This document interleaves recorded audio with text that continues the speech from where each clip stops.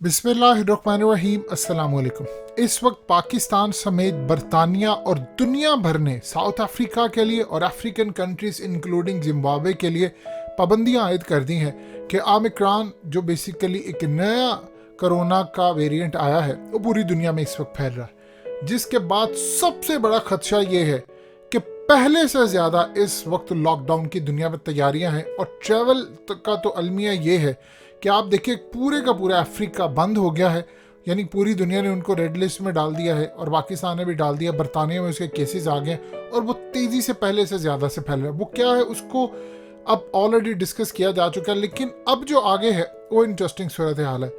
देखिए इस वक्त चाइना पूरी तरह अलर्ट है, यानी इतना अलर्ट कि पिछली दफ़ा -$37 उस वक्त VTI जो कि अमेरिका का तेल है उसकी कीमत आ गई थी।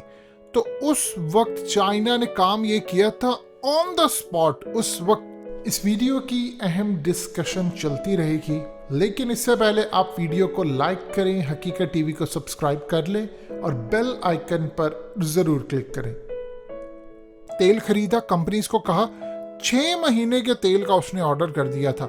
यानी आप अंदाज़ा कीजिए ये लोग कितने समझदार हैं कि उन्होंने पहले स्टोरेज कैपेसिटी बनाकर कि दुनिया को किसी को नहीं पता, CIA के पास भी इंफॉर्मेशन ही है कि स्टोरेज कैपेसिटी उनकी कितनी है, कितनी देर के लिए, लेकिन सिर्फ इतना कहा गया कि 6 महीने के लिए उसने अपना तेल स्टोर कर लिया था। उसने ऑलरेडी स्टोरेज कैपेसिटी बनाई थी जहां पर वो तेल अपना सिक्योर करते हैं या वहां पर स्टोर करते हैं। अब चाइना ने इस वक्त जो सूरत हाल है वो 3 तरह की बाइंग के लिए अलर्ट है। बिल्कुल जैसे कीमतें गिरेंगी नीचे वो हो जाएंगे खरीदने के लिए तैयार। नंबर 1 ये है कि सबसे पहला जो इनके इंटेलिजेंस इदारों को इंफॉर्मेशन है कि अगर ये वेरिएंट ज़्यादा फैलता है तो 50% तेल की कीमतें ज़मीन पर आ जाएंगी, और जब 50% गिरेंगी तो फौरी तौर पर आपने अगले 4 से 5 महीने का आपने तेल खरीद लेना है फौरी तौर पर। और उसके बाद मजीद नीचे आता है तो प्लान उनका ये है कि 1 साल का तेल उन्होंने खरीदना है। अब देखिए ये लोग हैं समझदार, इनके पास है पैसा, लेकिन एक चीज पाकिस्तान में क्या हो सकती है। अब देखिए जब -37 आया था तो इसका मतलब आप समझते हैं क्या है? मतलब था चाइना ने तेल खरीदा, साथ उसने $37 पर बैरल भी पैसा लिया। देखिए -37 में आने का मतलब था कि आप तेल भी लें, कंपनी आपको पैसा भी पे करेगी। आप जब जीरो पे आता तो कंपनी कहती है फ्री उठा ले। अगर $10 है तो आपने $10 कंपनी को पे करने हैं। अब इस वक्त मार्केट $72 पर इस वक्त खड़ी हुई है।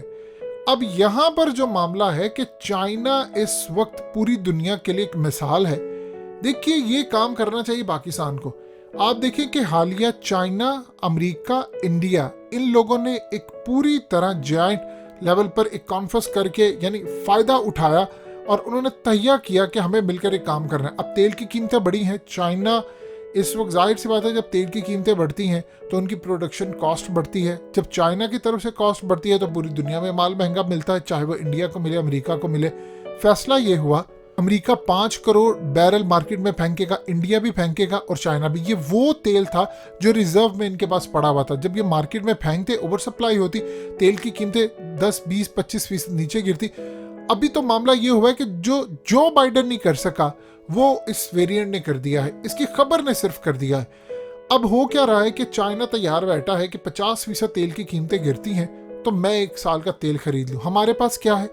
देखिए पिछली दफ़ा अमरीकी तेल -37 में गया था, ब्रेंट क्रूड नहीं गया था जो हम सऊदीया वगैरह से लेते हैं। हम अमेरिका से ले ही नहीं सकते, ना हम ईरान से ले सकते हैं, ना हम वेनेजुएला से ले सकते हैं, क्योंकि अरब नाराज होते हैं। अब देखिए इस वक्त सऊदी अरब ने आपको चूंकि उधार पर तेल दे रहा है, तो अब हम कर क्या सकते हैं? हम ये कर सकते हैं कि तेल की कीमतें इस वक्त गिरी हैं, हम साथ साथ ऑर्डर अपना बुक करते जाएं, क्योंकि हमने कौन से पैसे देने, हम उधार पर ले रहे हैं, हम वहां से चलवाना। मिसाल के तौर पर अब इस वक्त 15% तकरीबन ऑलमोस्ट कीमत गिर चुकी है। तो 15% का मतलब है कि आप पाकिस्तान में जो कैपेसिटी जितना कमाना है, कमाई के साथ भी अगर आप करें तो 125 रुपये का पाकिस्तानियों को अगले 8-10 दिन बाद मिल सकता है अगर हम अब ऑर्डर कर देते हैं। अब इस सूरत हाल के अंदर आप नीचे देखते जाएं। इसी तरह अगर हम चूंकि हमने उधार उठाना है तो हम पहले ऑर्डर कर देते हैं, उतनी देर में वो निकलते हैं तो हमें फ़ायदा है। लेकिन प्रॉब्लम यह है कि हमारे पास स्टोरेज कैपेसिटी उतनी है नहीं। करना ये चाहिए था कि प्राइवेट इन्वेस्टर्स को हम कहते कि आप यहाँ पर डिपोज बनाए, आप यहाँ पर स्टोरेज कैपेसिटी बनाए, हम आपको पैसा देंगे, कमीशन देंगे।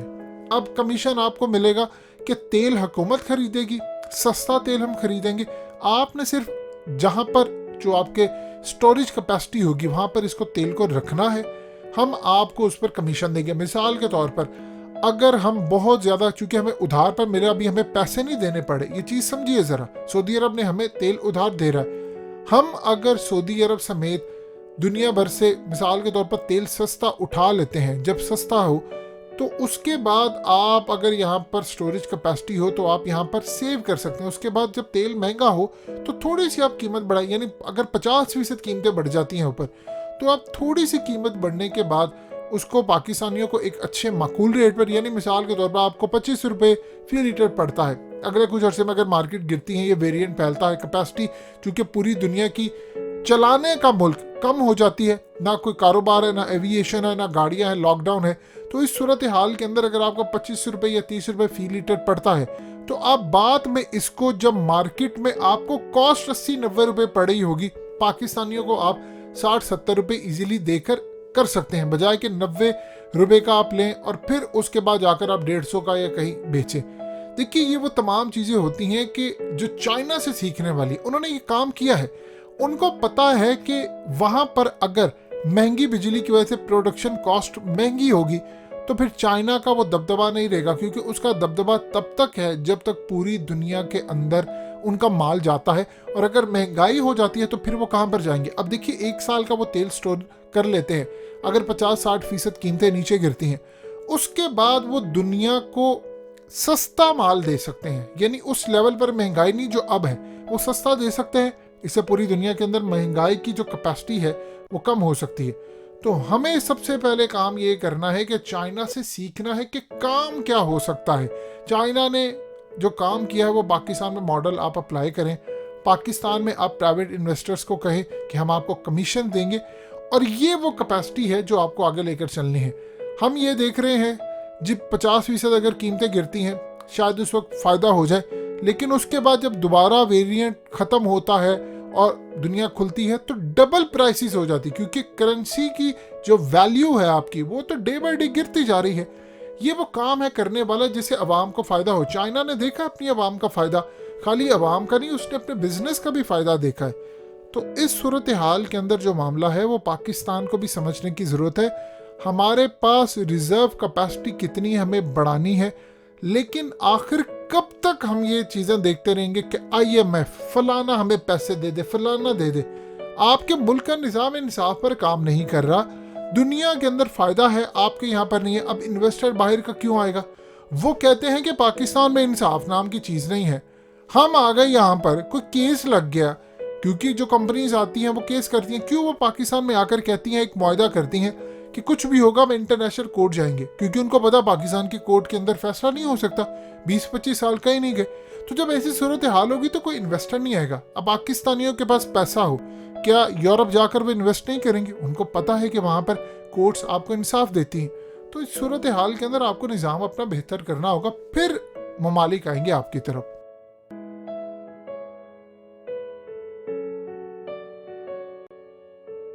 हकीकत टीवी को सब्सक्राइब करना मत भूलें, वीडियो को लाइक करें, शेयर करें और कमेंट सेक्शन में अपनी राय का इजहार ज़रूर करें।